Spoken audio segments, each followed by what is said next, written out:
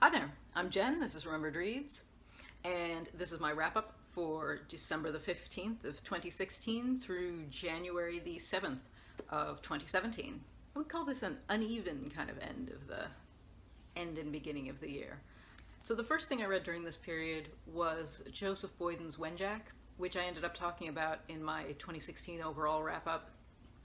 It is fantastic. It is the story of an Ojibwe boy in the 1960s who runs away from a residential school with two friends. They meet up with their family and he keeps going. And it is written in alternating point of view chapters, and it alternates between the voice of the boy, who is written in a very casual, very conversational style, and the voice of the animals in the forest who are watching him on his journey. It is definitely a sad story, but also definitely worth reading and based on a true story. I talked about this in my best of 2016 wrap-up, so there'll be more of that there. But yeah, worth reading. Then I changed tones completely and read Mike Harris Made Me Eat My Dog, which is one of Lindwood Barclay's books that he wrote back when he was a humor columnist instead of an internationally well-known psychological thriller writer. It is corny. It is basically what, puns and what we'd call dad jokes about 1990s Ontario politics and, Mike Harris's Tories and budget cuts and how his Minister of Education was a guy who never finished high school. And it was, amusing. I think a lot of political humor has gotten a lot more biting since then, just in general. It was both a nice blast from the past. There were a lot of, 90s references. The Spice Girls. The fact that the Star Wars prequels hadn't quite come out yet, and they were just, there was excitement about the new Star Wars movie, which was going to be the first one since 1983, and,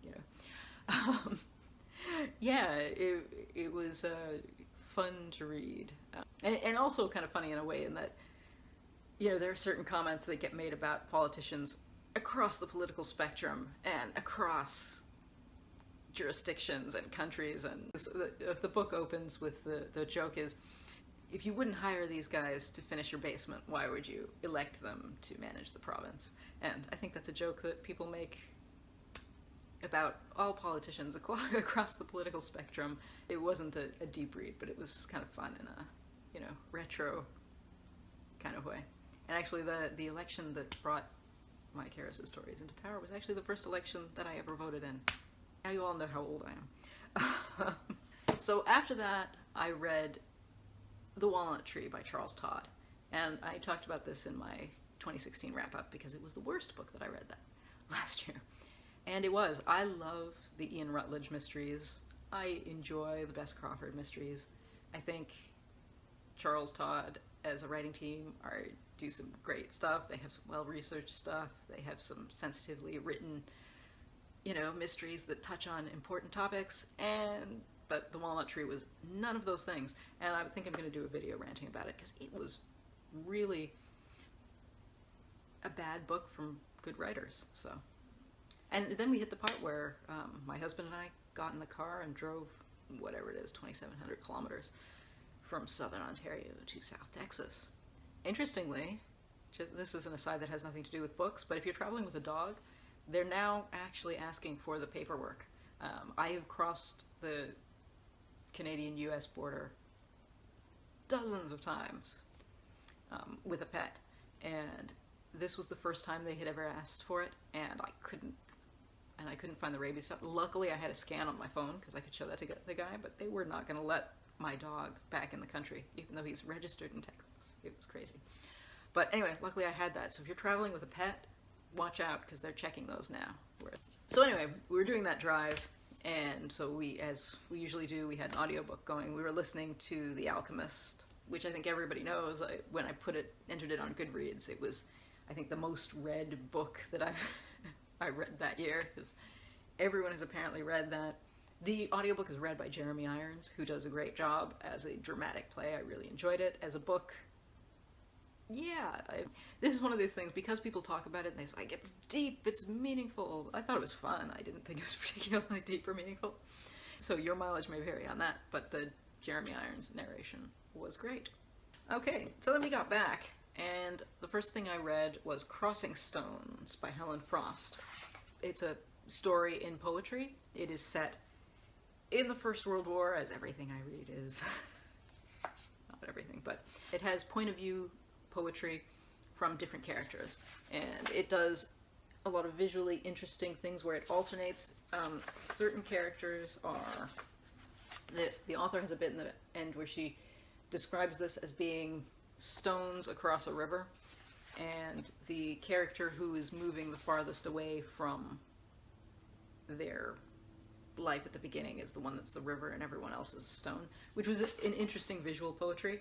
There is apparently actually a rhyming scheme to it, which I didn't notice. There are author notes in the back, and I'm often conflicted about that because I feel like they shouldn't have to tell you what it means, but I honestly wouldn't have noticed the rhyming scheme if they didn't have that. Because it's mixed with the visual presentation, it wasn't as obvious, at least to me. So that was interesting to see at the end. As a story, it was good. It wasn't super deep, and I mean, I think this is aimed at more of a young adult audience. It definitely had a bit of an educational angle. It's about two pairs of siblings who are in a small town in, I believe, the Midwestern United States, and it opens up in 1917.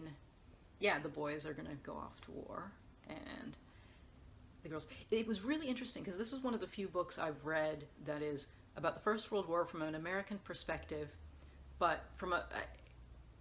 Because I have read other books about the First World War that are more from an American perspective, but they're often from someone who joined up early and went to usually either Canada or France, and so they were serving for a longer period.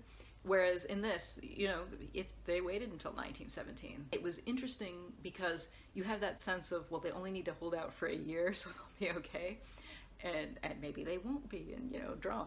But yeah, so it was interesting how that played with my expectations. Logically, they're not in less danger because they're only there a year, because you only have to, you know, you can die the first day, obviously. So it was funny that I had that attitude. It reminded me, I think I've mentioned in one of my videos before that I used to live in the Washington, D.C. area, and I lived very close to Arlington National Cemetery and used to walk through it all the time. And I had family visit a number of times, and they were visiting from Canada, from Belgium, from the UK, and because of the path that we used to take, because of where we lived, we entered through this one entrance, and one of the graves that we always passed was someone who was a First World War veteran who was born in 1899. And pretty well every guest that we brought would say, oh, do you think he lied about his age to enlist? And say, remember, this is the United States. He was 18 when they joined the war. And everybody goes, oh, yeah. There's a suffragette subplot for one of the characters, which I thought was a bit cliche. However, if you were reading this as a teenager and you hadn't read anything about that before, I think it would be a lot more powerful. So I think as an educational piece, this is great. I think reading this as an adult who knows more the history already, it's less interesting. But as a whole, I really enjoyed this, and I would definitely recommend it, especially if you're looking for stories told through poetry and want something that plays with both shape and rhyme, because I've seen a lot of things that do one or the other, and I was interesting to see both. Then the next three things that I read were, I read the first 3 volumes of, and I have them in reverse order, so let me flip these around, the New 52 Batwoman series. So the first one is Hydrology, To Drown the World, and World's Finest. I'm not, to be honest, a huge fan of Batwoman as a character, but visually, I really love what they can do with the bright reds and the blacks. So Batwoman has always been a character that I follow, not because I'm super interested in the character, but because I love the way she's drawn, and I love the contrasts that they can use because of her style. And as a story, this is not bad. It does one of the things, and when I've talked about New 52 books, I've complained about this, I think, ad nauseum on this channel, but they keep her old backstory, and I don't see the point. If you're doing a reboot, why is it the same backstory? I don't think that's particularly interesting. As a story, it is fine. It had some elements that made me kind of go, oh, really? Come on, that's cliche. when it came to some of the villains, but it still wasn't bad. It was just a little bit tired. That said, the storytelling itself is good. I loved the art. It's a nice looking series. I don't know that I'm going to go out of my way to find the rest of them, but yeah, it was a solid read. As I said, I love the style of the character.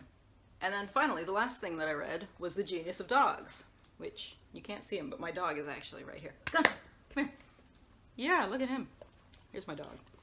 So the last thing I read this month was The Genius of Dogs by Brian Hare and Vanessa Woods, which is not a dog training book. I've seen some people read it and were expecting something different, like they were expecting something along the lines of The Intelligence of Dogs or Inside of a Dog, which is telling you more about how your dog sees the world. This is more about sort of a pop science kind of the evolutionary story of dogs. And if you follow any kind of dog news, you'll know that the whole idea of, training your dog in the style of a wolf pack, is out of fashion now because we know feral dogs don't behave like wolves. So if you're reading it for that kind of information, I don't think you'll be thrilled. On the other hand, this does a great job of interweaving dog studies with other animal studies. And especially as someone who really enjoys reading about primatology, there's stuff about bonobos and the comparison of the difference between bonobos and chimpanzees and how that is essentially a very similar difference to the difference between dogs and wolves. And I loved that. I thought that was fantastic. Now, I went on Goodreads afterwards and I saw some people who really found that distracting and didn't enjoy reading that, but I thought that was really interesting. And I loved that element here. It also gets into the fox domestication project that happened over, I think, almost 50 years in Russia, which was really interesting. Again, if you're looking for a pure dog book and how to relate to your pet dog, that might not be what you want to read, but I really found that interesting, and the research is really interesting. So yeah, I would say if you're going to read this as a pop science book with a canine focus as opposed to a dog book, because I think that's really what it is. But yeah, I really enjoyed this.